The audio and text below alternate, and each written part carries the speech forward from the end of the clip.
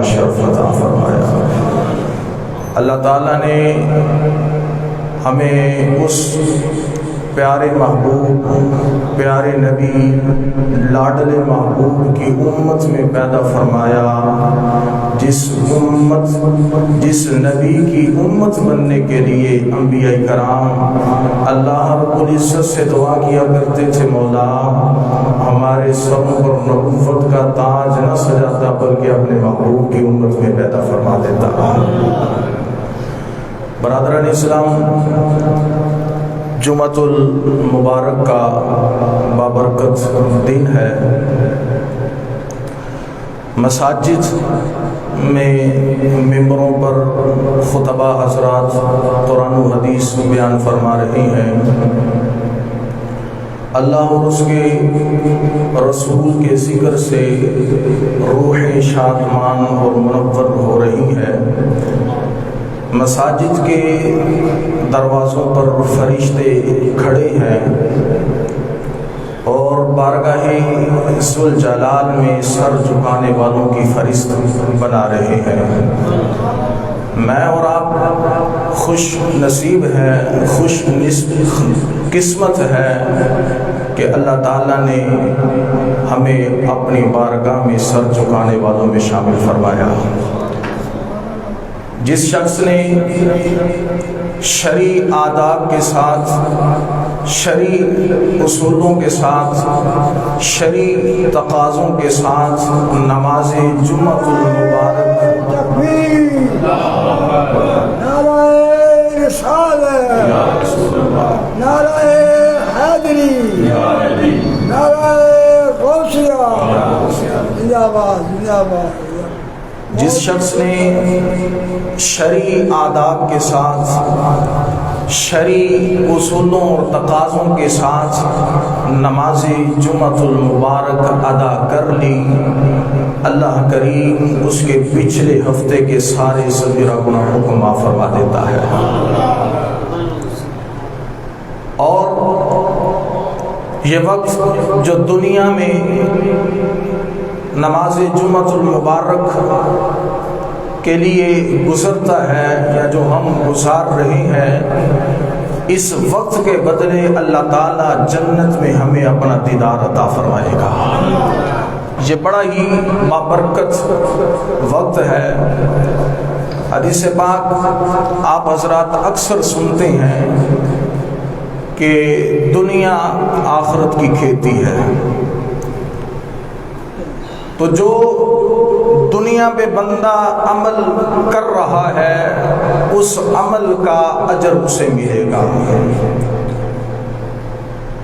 تو دنیا آخرت کی کھیتی ہے، آخرت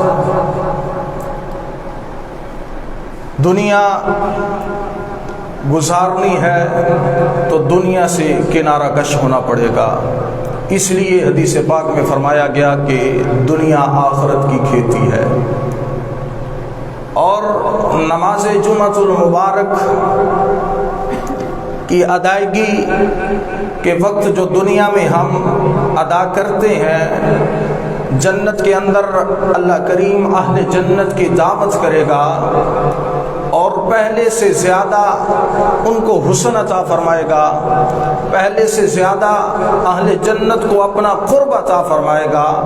اور دنیا میں جس وقت اہل ایمان نماز جمعہ کے لیے مساجد میں آ کر اللہ کی بارگاہ میں سر جھکاتے ہیں، اللہ کریم اس وقت کے بدلے جنت کے اندر اہل جنت کو اپنا دیدار عطا فرمائے گا۔ اللہ تعالیٰ سے دعا گو ہوں، اللہ تعالیٰ ہم سب کو شرعی اصولوں کے ساتھ، شرعی آداب کے ساتھ، اخلاص اور للہائیت کے ساتھ نماز جمعۃ المبارک ادا کرنے کی توفیق عطا فرمائے۔ خطبہ کے اندر قرآن مجید فرقان حمید کی چھوٹی صورتوں میں سے ایک چھوٹی صورت تلاوت کرنے کا شرف حاصل کیا۔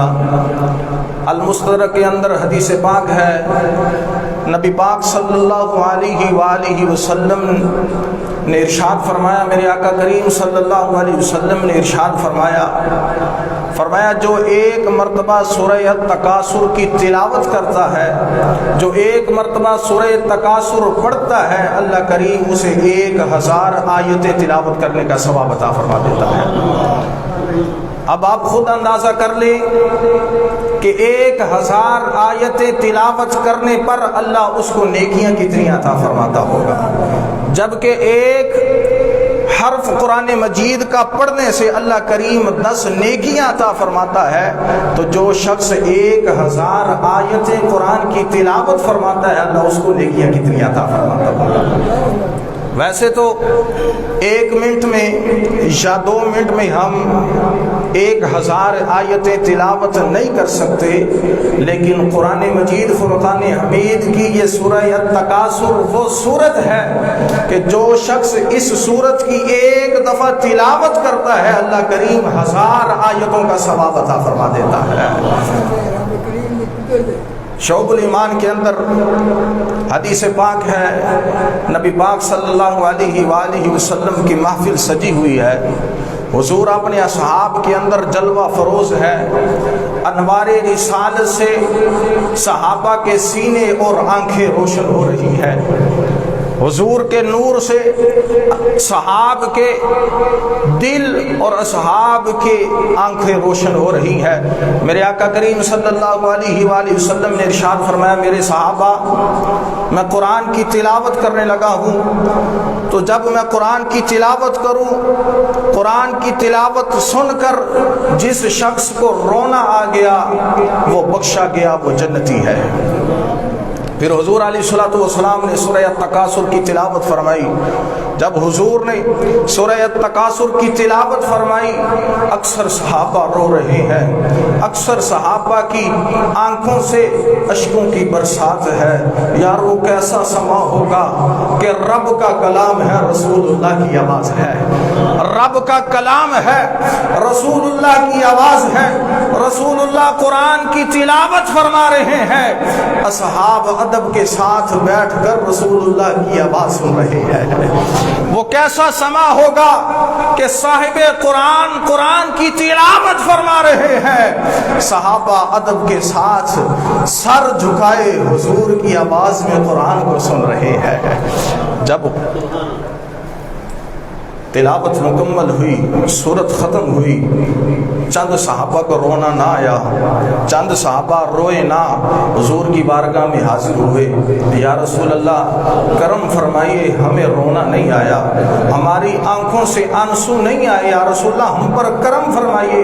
آپ نے بشارت دی تھی کہ جس شخص کو دوران تلاوت رونا آ گیا وہ سمجھے بخشا گیا ہے، وہ جنتی ہے، اور یا رسول اللہ ہمیں رونا نہیں آیا، ہماری آنکھوں سے آنسو نہیں آئے، یا رسول اللہ کرم فرمائیے۔ میرے آقا نے کرم بالائے کرم فرماتے ہوئے فرمایا، میں دوبارہ قرآن کی تلاوت کرتا ہوں، جس شخص کو رونا نہ آئے وہ رونے والوں کی طرح چہرہ کر لے، اگر اس کے چہرے سے یہ پتہ اور یہ معلوم ہو رہا ہو کہ یہ دل، اس دل کے اندر اللہ کی طرف متوجہ ہو چکا ہے، اس دل کے اندر آخرت کی فکر پیدا ہو گئی ہے، فرمایا اس کو رونا نہ بھی آئے، رونے جیسی شکل کر لے، اللہ پھر بھی اس کی بخشش فرما دے گا۔ حضور نے کرم بالائے کرم کرتے ہوئے فرمایا، میں دوبارہ قرآن کی تلاوت کرنے لگا ہوں، فرمایا اگر آنکھوں سے آنسو نہ بھی آئے، رونا نہ بھی آئے، اگر دل کے اندر آخرت کی فکر پیدا ہو جائے تو اللہ کریم اسے بھی بخشش عطا فرما دیتا ہے۔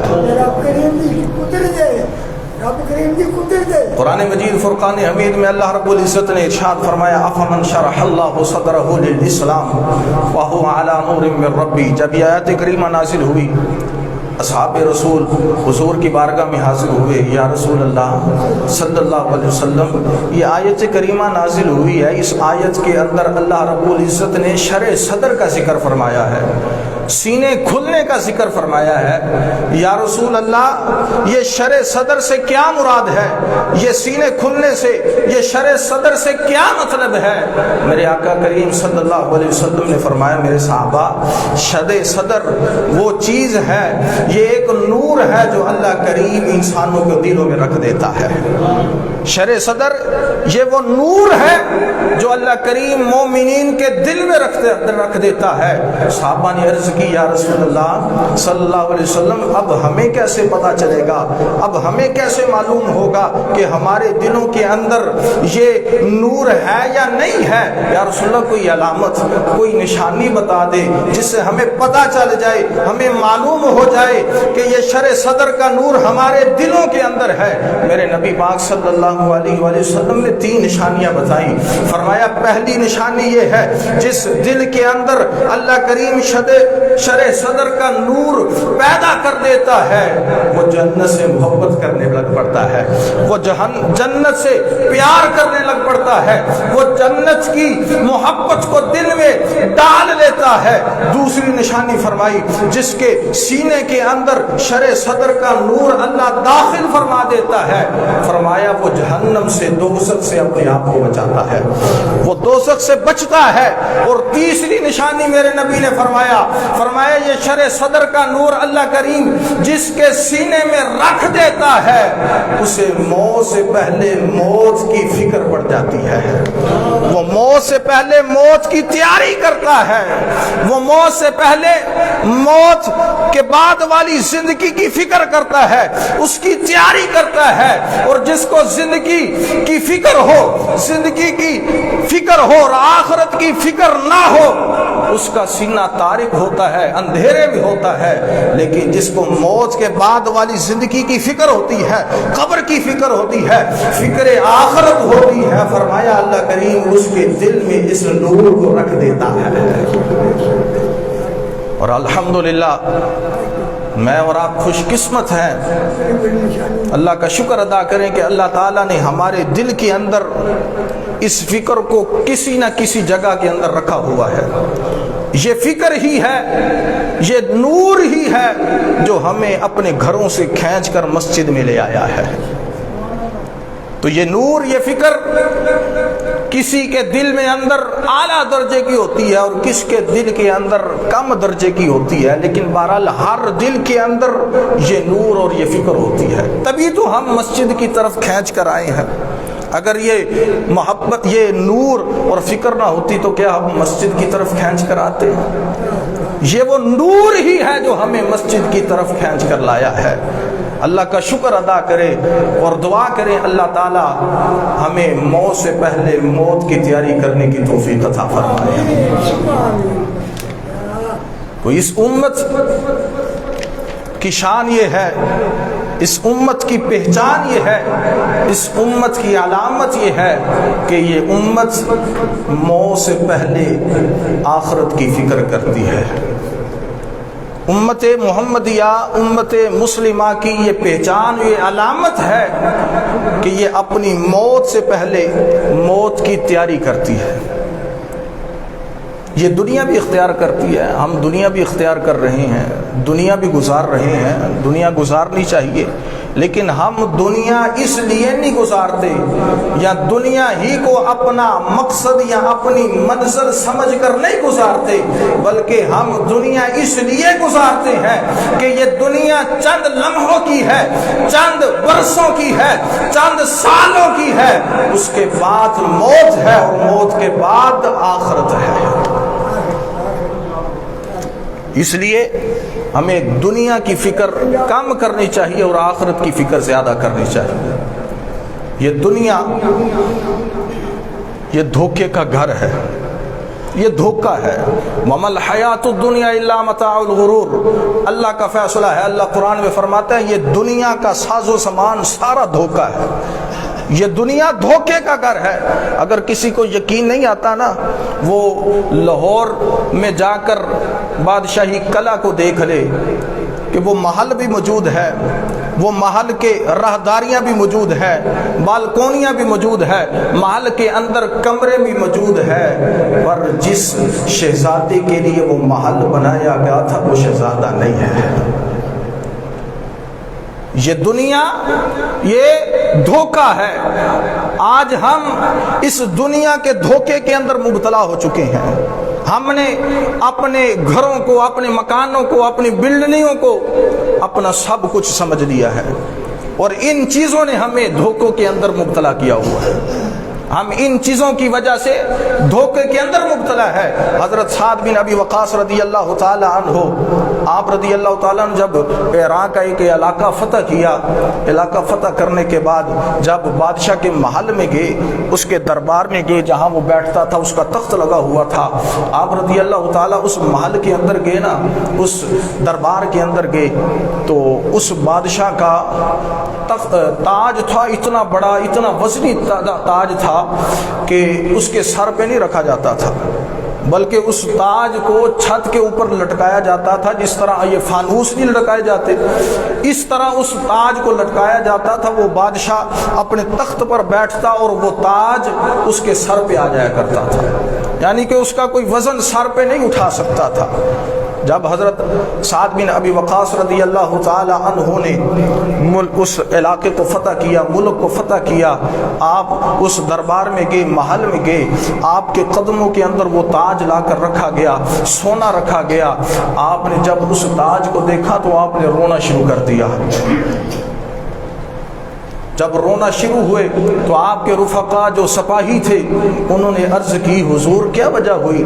اللہ تعالیٰ نے آپ کو اتنی عظیم الشان فتح عطا فرمائی ہے، اللہ نے آپ کو ملک عطا فرما دیا ہے، آپ کیوں رو رہے ہیں؟ کیا وجہ ہے آپ کے رونے کی؟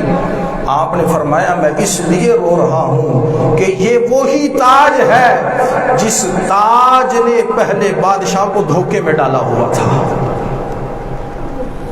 فرمایا یہ وہی تاج ہے جس تاج کو پہلے بادشاہ نے دھوکے میں ڈالا ہوا تھا، دھوکے میں رکھا ہوا تھا۔ فرمایا یہ رسول اللہ کا غلام ہے، اس کو کوئی دھوکے میں ڈال نہیں سکتا۔ نگاہ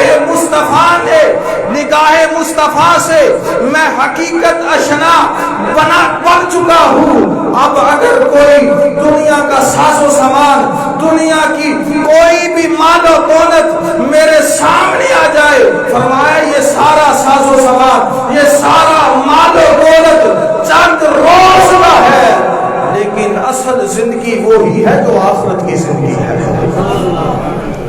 فرمایا میں اس لیے رو رہا ہوں کہ یہ تو تاج میرے سامنے رکھا گیا ہے، یہ تاج، اسی تاج کے نشے کے اندر، اسی تخت کے نشے کے اندر پہلے بادشاہ دھوکے میں مبتلا تھا، اسے آخرت کی فکر بھولی ہوئی تھی، اسے رب بھولا ہوا تھا۔ فرمایا میں رسول اللہ کا غلام ہوں، مجھے کوئی دھوکے میں مبتلا نہیں کر سکتا۔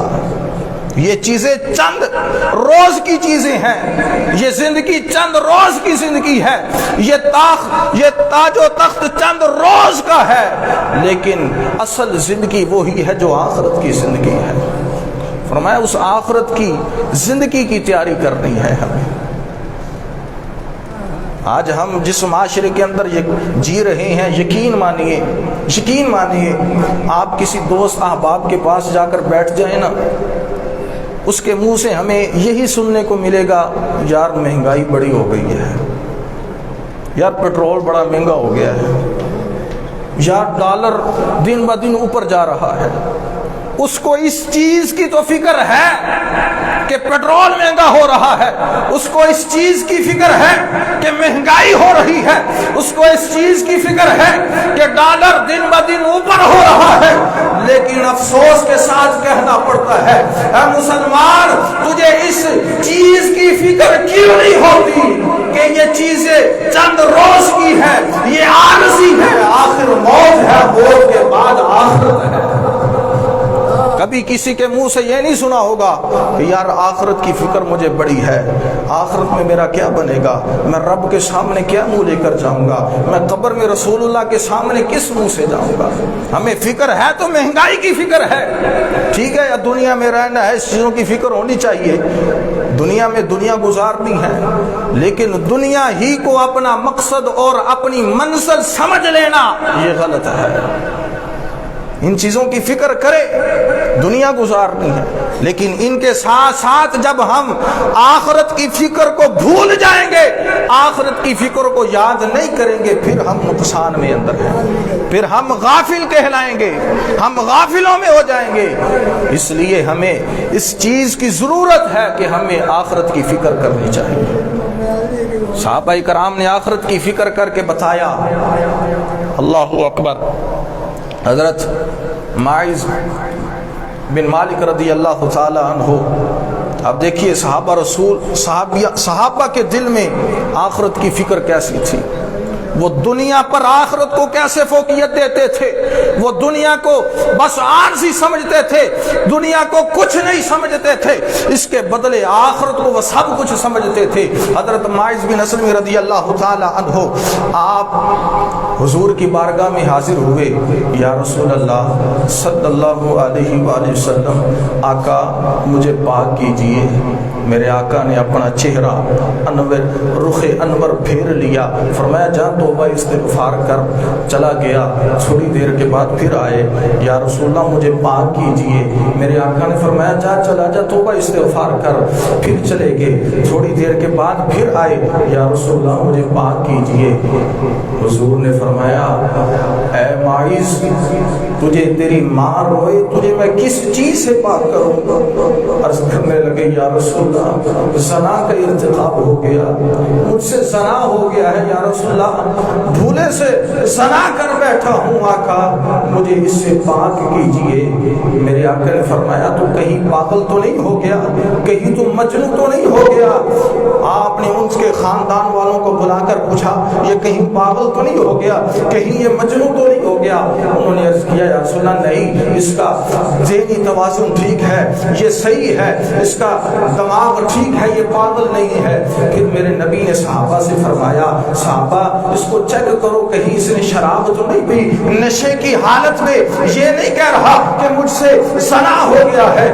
صحابی رسول کھڑے ہوئے، حضرت معاذ بن اسلم کے منہ سے بدبو کو سونگا، فرمایا یا رسول اللہ نہیں، اس نے شراب بھی نہیں پی ہوئی، یہ مجنون بھی نہیں ہے، یہ پاگل بھی نہیں ہوا، شراب بھی نہیں پی ہوئی۔ جب آپ نے تحقیق کر لی، فرمایا ٹھیک ہے اس نے زنا کیا ہے، تو کہنے لگا یا رسول اللہ وہ مجھ پر حد جاری کی جائے، میں رب کے سامنے آخرت والے دن کھڑے ہونے سے ڈرتا ہوں، میں کس منہ سے رب کی بارگاہ میں حاضر ہوں گا؟ یا رسول اللہ میں چاہتا ہوں مجھے دنیا ہی کے اندر اس کا عذاب مل جائے، دنیا ہی کے اندر میں اپنی سزا کو بھگت کر جاؤں۔ میرے آقا نے فرمایا ٹھیک ہے تو نے اگر زنا کیا ہے، پھر صحابہ سے فرمایا اس کے لیے گڑھا کھودا جائے۔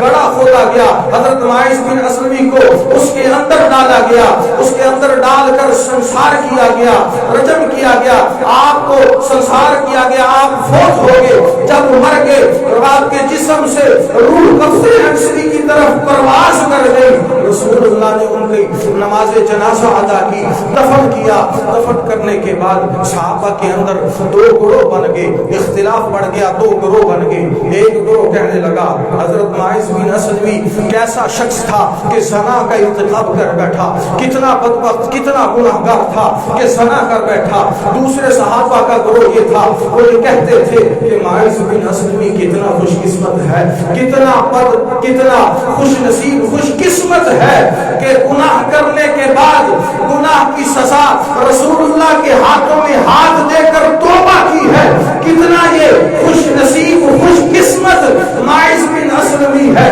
جب صحابہ کی آپس میں یہ گروہ بنے تو میرے نبی نے ایک دن صحابہ کے درمیان بیٹھے ہوئے فرمایا صحابہ کو معاذ کے بارے میں طرح طرح کے خیالات رکھتے ہو، مختلف نظریات رکھتے ہو، سنو جس طرح کی معاذ بن اسلم نے توبہ کی ہے، فرمایا خدا کی قسم اگر معاذ بن اسلم کی توبہ کو میری امت کے گناہگاروں پر تقسیم کیا جائے تو اس کی توبہ میری امت کے گناہگاروں کے لیے کافی ہوگی۔ فرمایا اس نے ایسی توبہ کی ہے کہ اگر اس کی توبہ کو میری امت کے گناہگاروں پر تقسیم کر دیا جائے تو اس کی توبہ میری امت کے سارے گناہگاروں کے لیے بخشش کا ذریعہ بن جائے گا۔ تو یہ تھی فکر آخرت۔ صحابہ کے دل میں اس فکر آخرت کو لے کر جب وہ زندگیاں گزارتے تھے، ان سے گناہ سرزد ہو جاتا تھا تو وہ ڈائریکٹ رسول اللہ کی بارگاہ میں آ کر اعتراف کرتے تھے، یا رسول اللہ انسان ہے، گناہ ہو گئے ہیں، یا رسول اللہ پاک کیجئے۔ پھر کملی والا ان کو پاک بھی کرتا تھا، ان کو پاک بھی کرتا تھا۔ آج ہمیں بھی اس چیز کی ضرورت ہے، ہمیں بھی فکر آخرت کرنے کی ضرورت ہے۔ ہم نے اپنی آخرت کو بھلا دیا ہے، یقین مانیے بھلا دیا ہے، اور اس طرح بھلا دیا ہے کہ ہم جس طرح یہودیوں کا، مشرکوں کا یہ عقیدہ ہے کہ مرنے کے بعد کوئی آخرت نہیں ہے، کوئی دوبارہ نہیں اٹھایا جانا، ہم مسلمانوں کے اندر بھی یہ سوچ اور یہ فکر پیدا ہو رہی ہے کہ دیکھا جائے گا، بعد کی بعد میں دیکھی جائے گی، جب قبر میں جائیں گے قبر میں دیکھی جائے گی۔ اے نادان مسلمان، یہ کیوں نہیں کہتا؟